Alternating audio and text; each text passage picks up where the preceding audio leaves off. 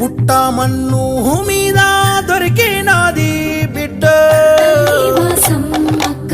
బిడ్డ చుట్టూ పులులు కావాలి కాయంగ బిగపట్టిన ఏడుపులో భీకర శబ్దాలే కాలమే మహిమకు ముఖ్య శతాబ్దాలే మేడారం అంటేనే నిండు కాల త్యాగాన్ని కొనియాడే కుంభమేళ